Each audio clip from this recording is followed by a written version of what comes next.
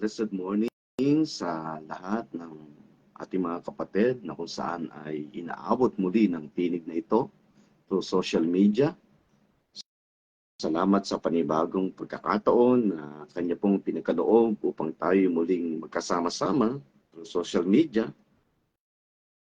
Samahan po ninyo ako sa maikling oras at sandali na ating pong pagsasama-samahan. Samahan po ninyo ako sa maikling oras at sandali ating pong pagsasama-samahan.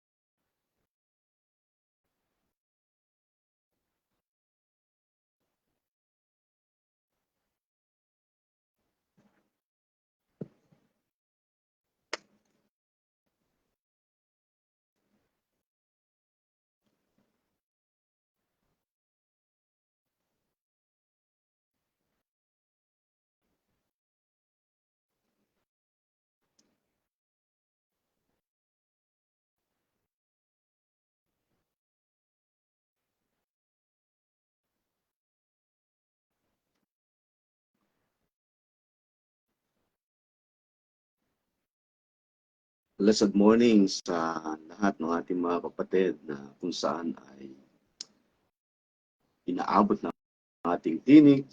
Salamat sa Diyos sa isang panibagong pribilehiyo. Muli, nandito po tayo sa programa ng Kapihan sa Pastulan. Isang araw po ng Sabado dito sa Pilipinas.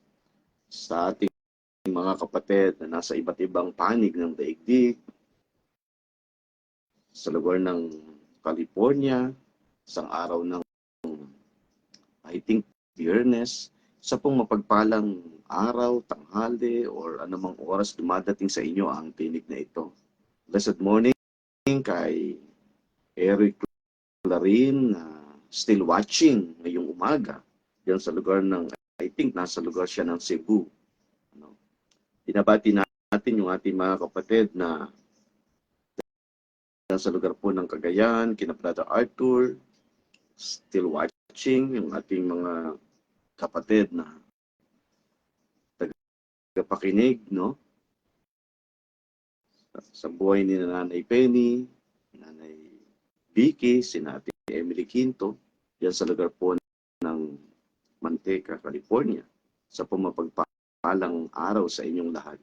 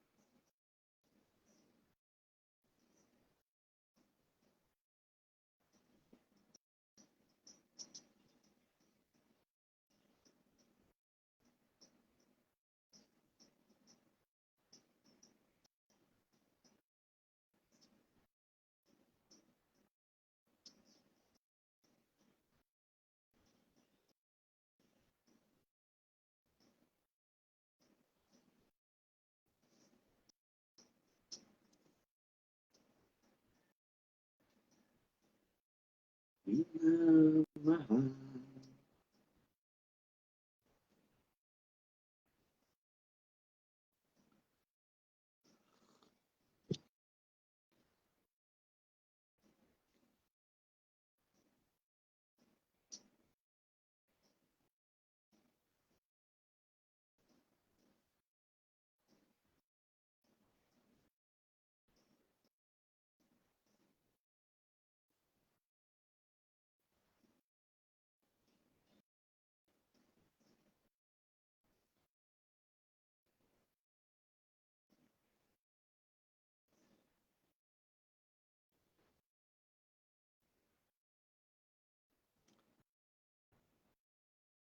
Praise God. Salamat sa Panginoon ngayong umaga.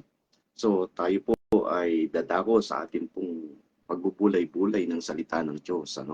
Habang yung ating mga kapatid ay ngayon pa lamang na sisipag-tune in, maaaring yung ating mga kapatid ay nagsisipag-handa ng kanilang pagkain sa pagkainan. Hindi namang iba'y nag-iinat-inat pa.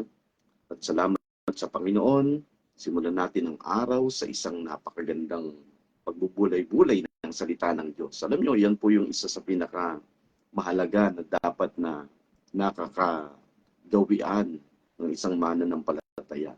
Lagi po tayong merong kauhawan at kagutuman sa katuwiran ng Panginoon. Sapagkat yan po yung isang bagay na hindi kayang dayain sa buhay po ng isang mananampalataya. Marami tayong mga bagay na pwede nating gawin at pwede nating sabihin na ito ay galaw at kilos ng banal na spirito sa buhay natin. But alam niyo po, maliban sa uhaw at gutom, yan lamang po ang talagang masasabi natin na hindi kayang dayain sa buhay po ng isang mananampalataya. Even in the natural, hindi natin pwedeng sabihin na tayo ay hindi nagugutom sapagkat nagre-react yung ating physical na pangangatawan. So the same, doon pagdating sa larangan ng spiritual, mahalagang makita po natin na yung pong kauhawan at kagutuman, yan po'y galaw o gawa ng banal na spirito sa buhay ng kanyang mga anak. Kaya ito po'y hindi kayang pekein, hindi kayang dayain. Yan po yung napakaganda, no? Pwede mong dayain o gayahin ang lahat, but not the hunger and thirst. Sapagat yan po yung sinasabi ng Bible in Matthew chapter 5 verse 6, mapalad ang mga nangauuhaw at nangagugutom sa katuwiran ng Panginoon sapagat sila'y bubusugin. Blessed are those who hunger and thirst for His righteousness, for they shall be satisfied. Now, ngayong umaga, bago po tayo magpatuloy, nais ko po munang bumasa ng ilang mga talata sa banal na kasulatan na kung saan ay bahagi ng ating pong pagbubulay-bulayan sa umagang ito. Kung kayo po ay merong dalang banal na kasulatan, nais ko po kayong anyayahan, dito po sa sinabi ni Apostol Pablo sa kanyang anak sa pananampalataya. At ito ay walang iba kundi si Timoteo. In the book of 2 Timothy, chapter 2, verse 15. Okay. Napakaganda nung paalaala ni Apostol Pablo dito kay Timoteo.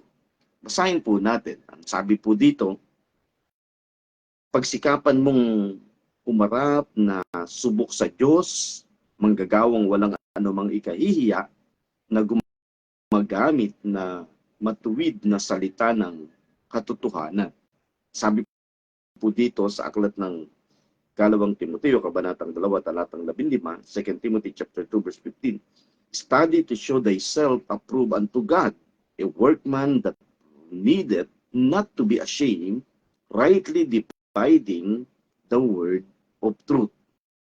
Yun po yung isang napakaganda na bigyan natin ng pansin ngayong umaga.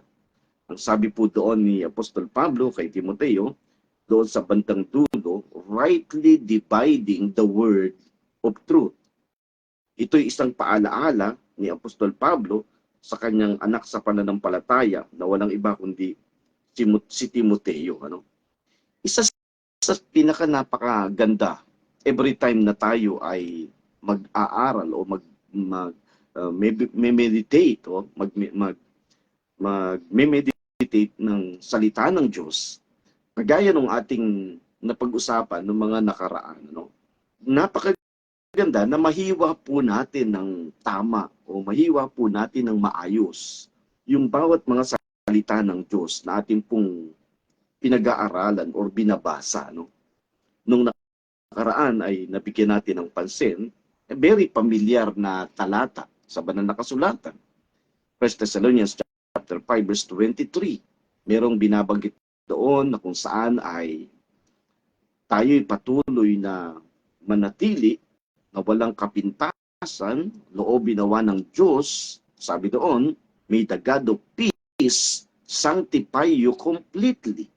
Sabi doon, may our whole spirit, soul, and body. So nakita natin kung paano natin hiniwa yung tatlong bahagi na yon. The spirit, soul, and body. So, yung bawat isa doon, merong sinatawag na distinction. They have the distinction pagka tinignan natin. Now, ngayon, gusto kong makita natin bahagi ng ating binasa, rightly dividing the word of truth. Itong ating titingnan ngayong umaga. Sa banal na kasulatan ay makikita natin, they have two groups of people na mini-mention ang Biblia. Meron tayong makikita na binabanggit sa banal na kasulatan, the whole scriptures, the two groups of people. Maging sa pasimula, kapag tinignan natin, makikita natin ang bagay na yan. Sa pasimula ay makikita natin, they have two groups of people mentioned in the Bible. Mahalaga po yan na makita natin. I-consider po natin yan every time na tayo po ay magbabasa, every time na tayo po ay magme-meditate. We need to consider yung tinatawag natin na the two groups of people na binabanggit sa banal na kasulatan. Actually, pagdating doon sa aklat ng Galatia, pagka tiningnan po natin, meron tayong makikita doon na sinasabi doon, wala ng Hudyo, wala ng Griego, walang alipin, walang malaya, walang babae, walang lalaki. We are one in Christ. So nagkaroon na po ng another group of people pag tiningnan natin yung sinasabi doon sa Galatia. But bago dumating yon, gusto ko na makita natin muna, they have two groups of people mentioned in the Bible. Una, tigit sa lahat, bakit ba ito mahalaga, Pastor? Kaya ito napaka-importante sapagkat every time na tayo po ay magbabasa o makikinig ng salita ng Diyos, mahalagang makita natin para kanino ba yung mensahe na yun? Para kanino ba yung salita ng Diyos na binabanggit sa banal na kasulatan? Ito ba'y para sa lahat? Yun ang sinasabi natin. We need to consider doon sa grupo ng tao na binabanggit sa banal na kasulatan upang sa tuwing tayo makakapakinig, sa tuwing tayo po yung magbabasa, mag-aaral ng salita ng Panginoon, makikita natin kung para ba kaninong grupo ng tao yung mensahe ng Diyos na yun. Kasi kung ang mindset natin, lahat ng mababasa natin sa banal na kasulatan, ito'y para sa lahat ng tao, tandaan po natin, ito po ay isang napakabigat na kalagayan o napakabigat na magiging sitwasyon sa buhay ng isang mananampalataya. Kaya dito sa ating pag-uusapan, una tigit sa lahat ay makita natin that they have two groups of people mentioned in the Bible. Majority, pagka tinignan natin, sabi nga, majority of believers, hindi nila alam kung paano, sabi doon, majority of believers do not know how to divide the word correctly. Wala silang knowledge, hindi nila alam kung paano i-divide ang salita ng Diyos ng tama. Ano pwedeng mangyari dyan, Pastor? Ito'y magre-resulta, sabi doon, resulting in perpetual confusion and wandering in the wilderness.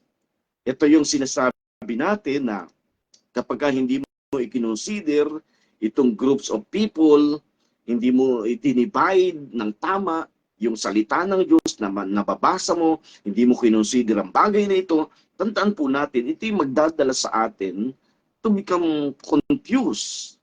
And alam naman natin who is the author of confusion.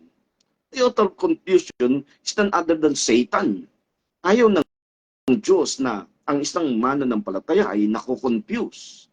So mahalaga na makita natin habang tayo nagpapatuloy, tayo lumalago sa buhay natin bilang isang mananampalataya, nagkakaroon tayo ng maturity, then nakikita natin kung paano natin i-divide ng tama. Yan po yung isang napakahalaga. Kasi kapag hindi natin i-consider itong bagay na ito, the groups of people mentioned in the Bible, yan po yung pinakamalaking problema. Ito'y pwedeng magresulta, sabi doon, resulting in perpetual confusion and wandering in the wilderness. Now, Yung iba, kapag tinignan natin, nagbabasa sila ng banal na kasulatan, sabi doon, others read the Bible as if everything applies to them, not realizing what was written to for Joe was not intended John and vice versa. Ito yung sinasabi ko kanina. Huwag mong akalain na lahat ng sinasabi sa banal na kasulatan, ito'y applicable para sa iyo.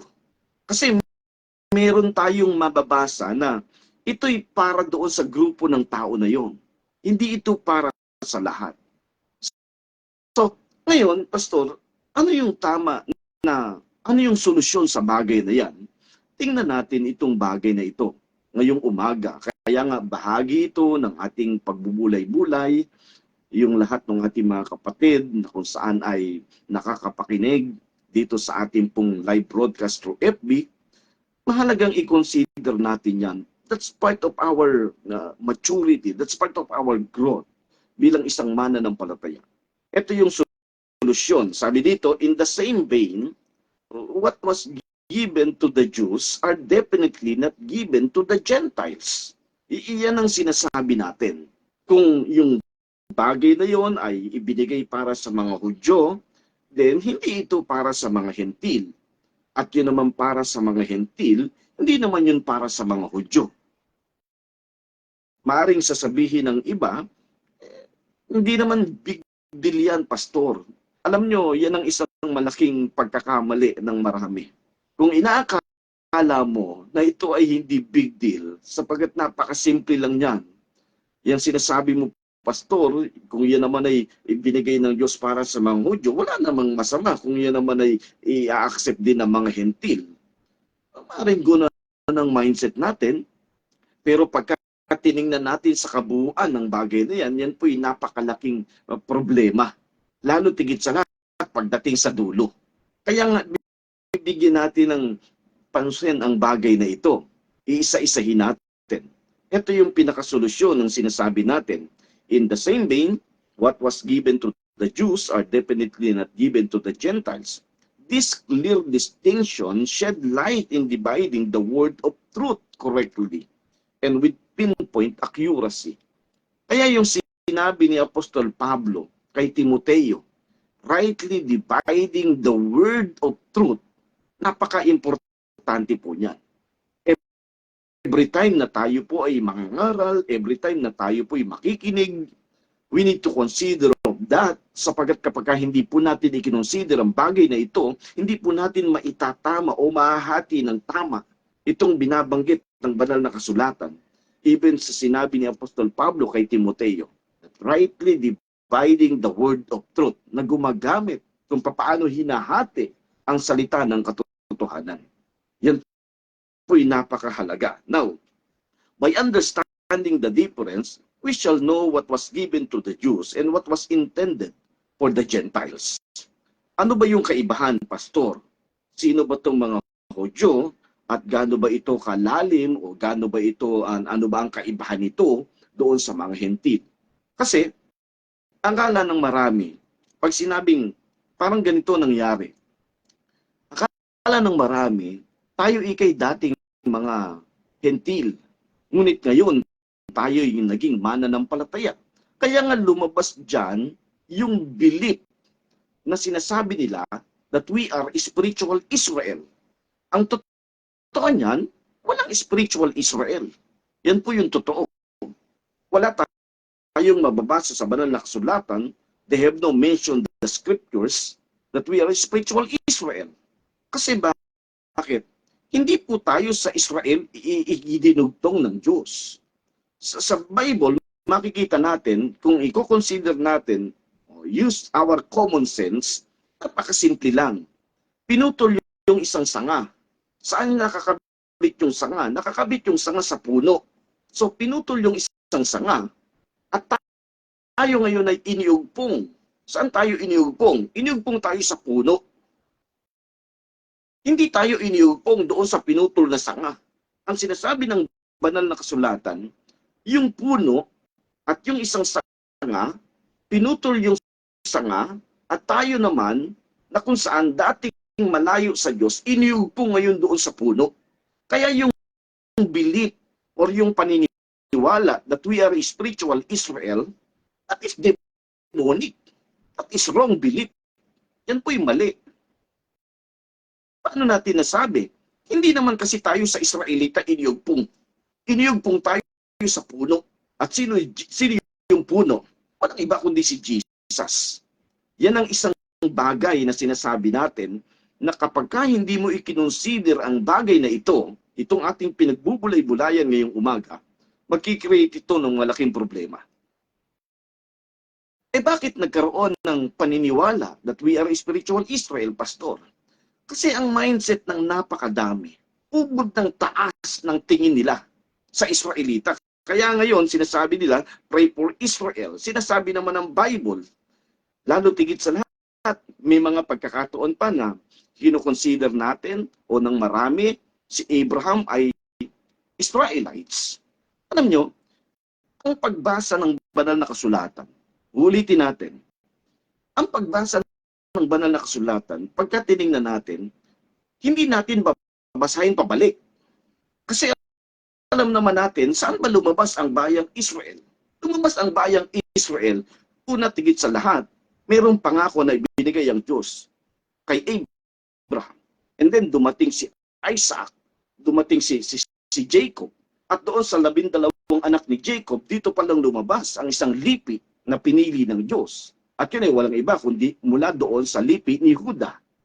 Diyan galing ang Panginoong Hesus. So dito lumabas, nagkaroon ng Israelites. Kaya hindi mo pwedeng i-consider na si Abraham ay Israelites. Mali yung pagbasa mo. Binabasa mo siya ng pabalik. No. Si Abraham, consider he is Heber. Hebreo siya. Pero hindi mo pwedeng i-consider na si Abraham ay Israelites. Now, yan lamang yung isang example dito sa ating pinag-uusapan. Balikan natin itong ating pag-uusapan ngayong umaga. Bahagi po ito ng rightly dividing the word of truth. They have two groups of people mentioned in the Bible. Una tigit sa lahat, ito'y bahagi ng tinatawag natin na dispensation. God's dispensation. Nakikita natin sa banal na kasulatan, merong binabanggit ang Bible na before the law, during the law, and after the law. Yan po'y kinocover niya ang kabuuan ng the whole scriptures. Mahalaga na makita natin ano ba yung mga naging tagpo, Pastor, bago ibigay ang bago ibigay ang kautusan. Mahalaga po yan. Before the law was given, and then during the law, and then after the law. Yan ay bahagi ng dispensation, yung pagdidivide ng time o ng panahon. I-consider natin ang bagay na yan. Now, una, ano ba meron doon sa panahon na bago ibigay ang kautusan? Una, makikita natin yung unang grupo ng tao. Merong binabanggit ang Bible na God's covenant people. O yung tinatawag na beloved, circumcised. Meron tayong mababasa sa banal na kasulatan yan. Isang grupo ng tao, yung God's covenant people. And then another group of people is non-covenant people. Or yung not God's people. Kaya nga sa banal na kasulatan, meron tayong mababasa na dati kayo'y hindi bayan ng Diyos. See? Dati kayo'y hindi mga kabilang. So ibig sabihin, not God's people. So dalawang grupo ng tao, before the law was given, unang grupo ng tao ay God's covenant people, or yung tinatawag natin na beloved, circumcised. And then another group of people is non-covenant people, not God's people, though uncircumcised. O alam na natin kung ano yun, kung sino yung consider, yan ay mga hentil. Now, in Genesis chapter 17, verse 3 up to 6, ito po yung sinasabi. Then Abraham fell on his face, and God said to him, Behold, my covenant is with you, and you shall be the father of a multitude of nations. No longer shall your name be called Abraham, but your name shall be Abraham, for I have made you the father of a multitude of nations. I will make you exceedingly fruitful, and I will make you into nations, and kings shall come from you. Ipinangako ng Diyos sa buhay ni Abraham, makikita natin, ang sabi doon, Behold, my covenant is with you. So alam natin kung sino ang grupo ng tao na ito. Isang grupo ng tao na bago ibigay ang kautusan, ang sabi ng Bible, a covenant people. Hindi lahat. Hindi lahat. Kasi merong binabanggit ang Bible na hindi sila kabilang doon sa covenant people of God. Now, in Genesis chapter 17, verse 7 up to 8, and I will establish my covenant between me and you and your offspring after you throughout their generations for an everlasting covenant to be God to you and to your offspring after you. And I will give to you and to your offspring after you the land of your sojournings, all the land of Canaan, for an everlasting possession. I will be their God. Napakaganda nung binitawan ng Panginoong Hesus sa buhay ni Abraham. At yan ay doon sa covenant people of God. Now, another group of people na sinasabi natin, not God's people or not covenant people. Consider, alam natin sino ang mga ito, and that is the Gentiles. In Romans chapter 9, verse 25 up to 26, ang sabi po dito, as indeed he says in Hosea, those who were not my people, I will call my people. See? So, hindi lahat ay kabilang doon sa covenant people of God. Pero salamat sa biyaya ng Diyos, pagdating dito, merong minention in the book of Romans chapter 9, verse 25 up to 26. As indeed he says in Hosea, those who were not my people, I will call my people. And her who was not beloved, I will call beloved.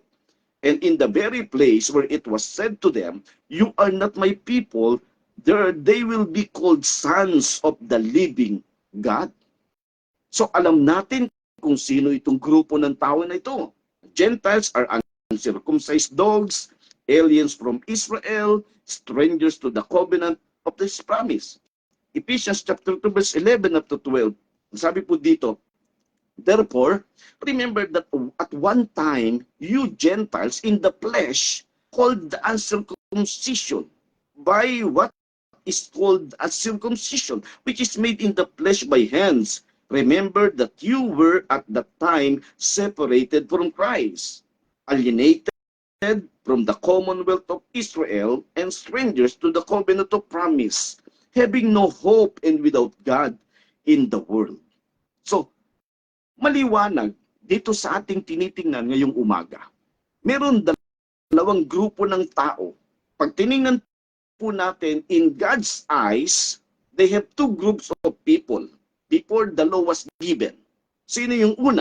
A covenant people and then non-covenant people. Yan, mahalaga yan. Tandaan po natin, sa mata ng Diyos, before the law was given, they have two groups of people. Una, yung covenant people, and then second is non-covenant people or Gentiles. Okay. Now, pagdating naman sa pagbibigay ng kautusan, o binigay ang kautusan, or during the law, kasi nakita na natin yung before the law. Tingnan naman natin itong during the law. Okay. During the law, ang sabi po ng John chapter 1 verse 17, ito maganda. In John chapter 1 verse 17, for the law was given through Moses. Grace and truth came through Jesus Christ.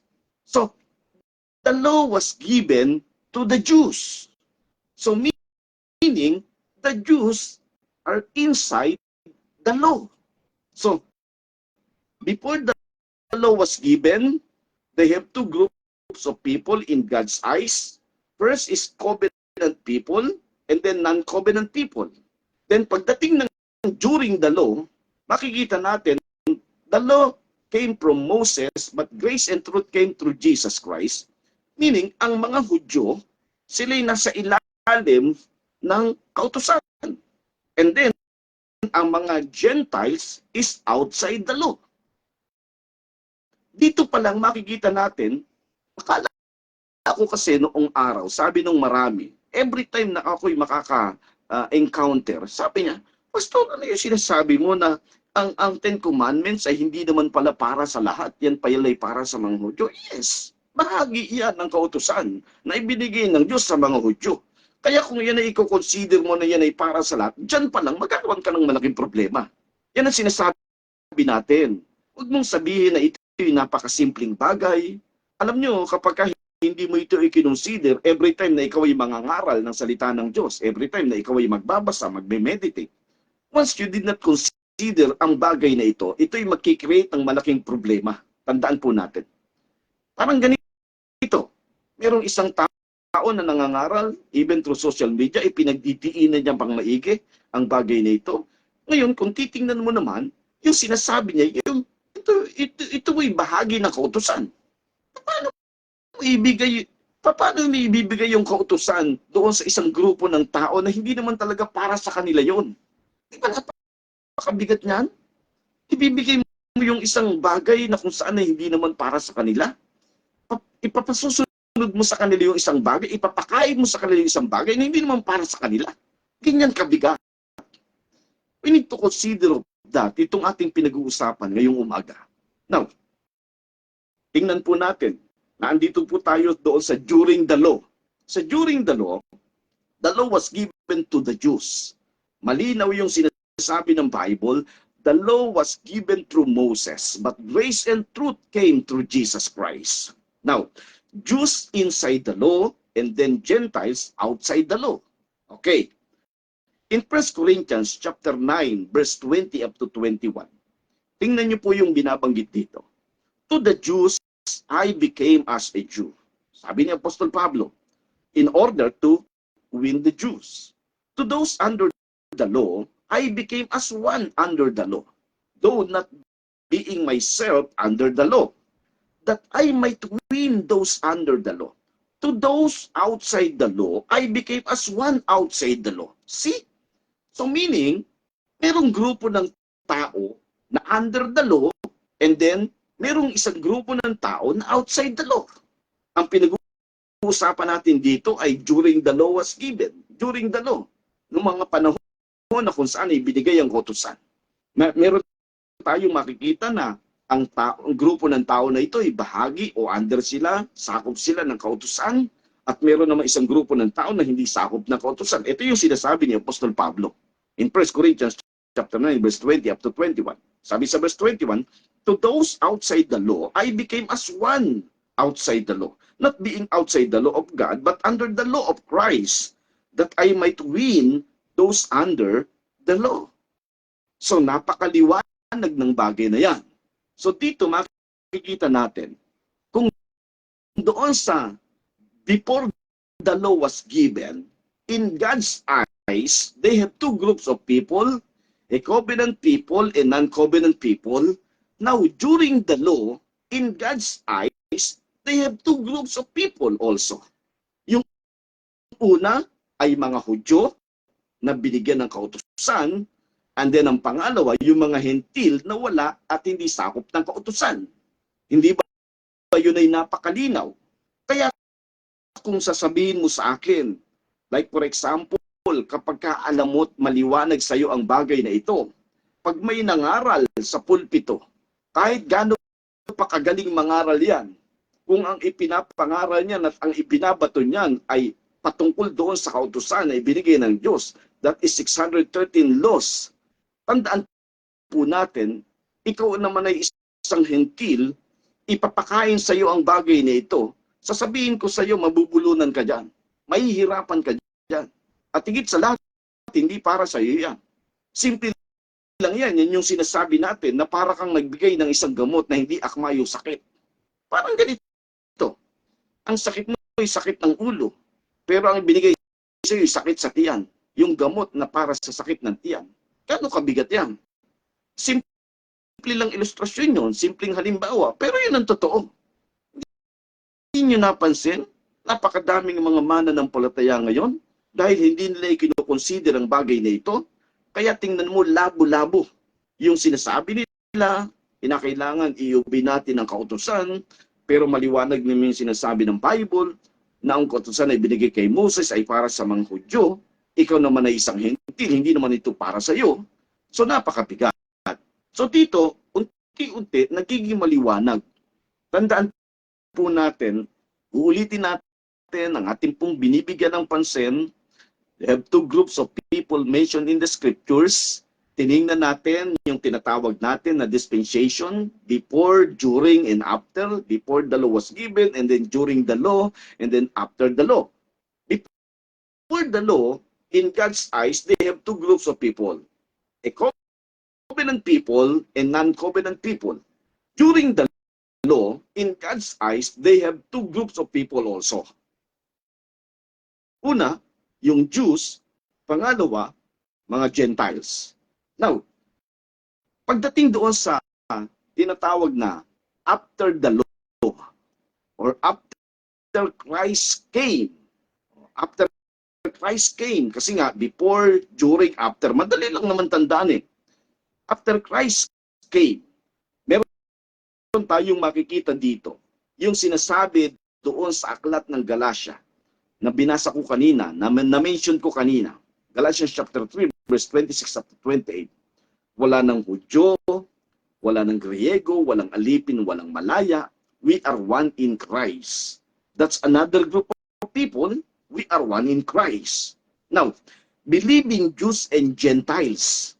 Kasi, pag tinignan natin, once na ikaw ay isang mananampalataya,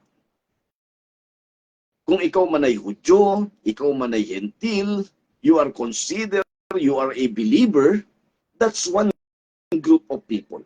A believing Jews and believing Gentiles. Ang tinatawag ng banal na kasulatan dyan ay walang iba kundi new creation. Ayun yung tinatawag natin na in Christ. Kaya nga walang Hudyo, walang Griego, walang alipin, walang Malaya. That's a new creation. And then, unbelieving Jews and unbelieving Gentiles.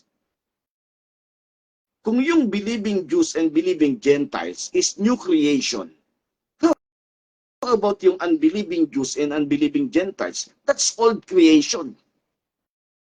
That's old creation. Sana nagiging maliwanag sa bawat isa sa atin. Ano ang sabi dito in John chapter 10 verse 16? Believing Jews and Gentiles. Tingnan niyo po. And I have other sheep that are not of this fold. I must bring them also, and they will listen to my voice, so there will be one flock and one shepherd. See? Sabi doon, meron pa akong ibang mga tupa na wala dito sa kawan. I must bring them also. Dadalhin ko rin sila dito, and they will listen to my voice. So there will be one flock and one shepherd. Hindi ba napakaganda noon na makikita natin sa sinasabi ng banal na kasulatan? That's a believing Jews and believing Gentiles. Now, tingnan po natin yung kabuuan. Before the law was given, two groups of people, a covenant people and non-covenant people. During the law, two groups of people, Jews and Gentiles. Jews are inside the law, Gentiles are outside the law. And then after Christ came, or after the law was given, sabi dito, people groups in God's eyes, after Christ died and resurrected. First group is believing Jews and Gentiles, that is new creation. And then another group is unbelieving Jews and Gentiles, that is old creation. So napakaliwanag dito sa ating pinag-uusapan ngayong umaga. Tinignan natin o i-consider natin every time na tayo po'y magbabasa ng banal na kasulatan. I-consider natin ang bagay na ito. That's part of rightly dividing the word of truth. Ito'y bahagi ng tamang paghahati ng katotohanan na salita ng Diyos. Kasi kung hindi mo ito i-consider at inaakala mo na ang mababasa mo sa banal na kasulatan sa kabuuan ng scriptures, yan ay para sa lahat, nagkakamali ka. Hindi yan para sa lahat. Merong mensahe na para doon sa specific group of people. Kung yung sinasabi natin, mas madaling maunawaan, especially binabasa mo ang lumang tipan in Old Testament, tingnan mo kung yun ba'y para doon sa bayang pinili niya. O kung yun ba naman ay para doon sa mga hindi nakasama doon sa pinili niya. O yung covenant people and non-covenant people. And then pagdating doon sa tinatawag na during the law, tingnan natin yung Jews and Gentiles. I-consider natin ang bagay na yan. And then pagdating dito sa after the law, or after Christ came, so believing Jews and believing Gentiles. Unbelieving Jews and unbelieving Gentiles. So meaning, kung yung sinasabi ng banal na kasulatan, ito ba'y para sa mananampalataya or para sa hindi mananampalataya? Napakahalaga niyan na dapat ay mai-consider natin. And I hope na sana sa maikling bagay na ito ay naging maliwanag. Kung kayo po'y meron pang mga tanong na gusto niyo pong maging maliwanag sa bawat isa sa atin, na kung saan ay lagi nating nakakasama dito po sa ating live broadcast through FB, so i-message niyo lamang po ako, just PM lamang po at atin pong bibigyan niya ng pansin, bibigyan po natin niya ng panahon para mas maging klaro. Binabati natin yung ating mga kapatid na kung saan ay kasama natin ngayong umaga sa ating pong pag-aaral ng salita ng Diyos, dito po sa ating meditation, Brother Arthur Alcin, dyan sa lugar po ng Cagayan, maging si Sister Josephine Cajeta Ongkol sa New Zealand, isang mapagpalang araw sa inyong lahat. And then, binabati din po natin ang aking mahal na nanay Penny, dyan sa lugar po ng Manteca, California. Ganon din, yung ating mga kapatid dyan, si Nanay Vicky, si Ate Emily Quinto, at binabati din po natin ang aking mahal na kumparing Mar Morales, nakita ko kanina, till tune in, nakikinig siya dyan sa lugar po ng Mindoro, Victoria, Oriental, at yung ating mga kapatid na kung saan ay hindi na natin ma-mention sapagkat napaka mabilis yung pagkaka-flash ng kanilang mga pangalan. Salamat sa inyong lahat na atin pong nakasama. Bagamat ito po ay medyo, sabi nga nung isa nating kapatid, parang napaka ikli naman, Pastor, at bitin tayo doon sa ating pag-aaral. Alam nyo, meron po kaming ginaganap na Haga meditation every Sunday. Sabi ko nga, lahat ng mga uhaw at gutom, ito po ay libre, ito po ay para sa lahat ng mga uhaw at gutom, na kung saan ay talagang naghahanap sila ng purong katotohanan ng salita ng Diyos na kanilang kakainin sa araw-araw. Salamat sa inyong lahat na aking pong nakasama. Binabati natin yung ating mga mahal sa buhay dito sa Nueva Ecija. Siyempre ang aking mahal na Sister Wife, Sir Joe, ang aking mga anak, si JM, si Roma, maging si Prince. Binabati din po natin ang aking nanay Pen, nanay Glo, diyan sa lugar ng Malagasang. Isang mapagpalang umaga, maging sa buhay ni Kapitan. Binabati natin sila, Kapitan Alvin Purgoso, isang napaka-sugid at nag-share pa ng ating live broadcast. Kung meron kayong mga kapatid, kaibigan, kakilala, mahal sa buhay, na mayroong kauhawan at kagutuman ng salita ng Diyos, kindly share dito po sa ating live broadcast para mapakinggan nila at may mga bagay silang tinatanong. Brother Isagani, binabati natin sa mapagpalang umaga, still watching, at maging iba pa natin mga kapatid. Hindi na po natin ma-mention ang kanilang mga pangalan.